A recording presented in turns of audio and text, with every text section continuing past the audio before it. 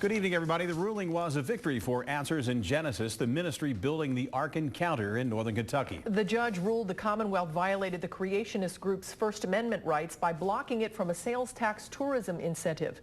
Local 12's Larry Davis spent the day at the construction site in Williamstown to find out what the builders and community members are saying about the decision. And it's an exclusive look at part of the Ark that no one has seen.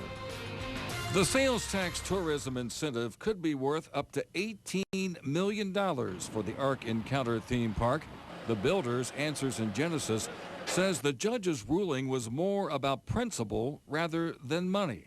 Just because we're Christians doesn't mean that we can't participate in programs other companies can participate in. You can't discriminate against Christians like that and say everyone else can participate in a program that's neutral, but you can't. Ken Ham with Answers in Genesis says Kentucky was discriminating against the group because it planned to use religious preference in hiring, something he says the law upholds. We'll definitely have guidelines in regard to what people will need to believe to be able to be employed at the Ark Encounter, and we will stand on our right to have religious preference in hiring. This is a Christian organization. The Ark Encounter is rising on 800 acres of land off of I-75 in Williamstown. It will be 8 stories high. Inside, work continues on what Ham says is the world's largest timber-framed building. There will be teaching exhibits, which include cages, which will feature sculptures of the animals the Bible says Noah brought on to his ark. The park is expected to bring more jobs and businesses to the area. It'll bring a lot of economy here. I think it'll bring new restaurants here and a lot of jobs for people. This town is something we needed. Make more business, more jobs for the people. I think helps a lot.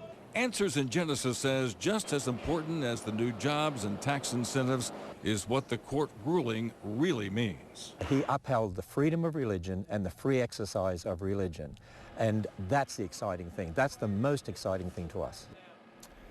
And Ken Ham says had the judge ruled against Answers in Genesis, it would not have impacted construction or the opening of the Ark. There are no tax dollars that are being spent on the project. He says that the Commonwealth officials originally embraced the theme park for the potential economic impact and then did an about-face when it saw the park's religious preference in hiring. Ham says the ruling is a victory for religious freedom. Cammie, back to you. Now, Larry, you saw the inside of that Ark, which not many people have seen yet. What were your impressions? Well, it was pretty impressive, to say the least. The timber that is inside that Ark, it's just incredible. And they've been shipped in. It's been shipped in from all over the world. And then what we saw today, we were the first actually to walk on the ramps that the public will actually be walking on as you once the Ark is completed.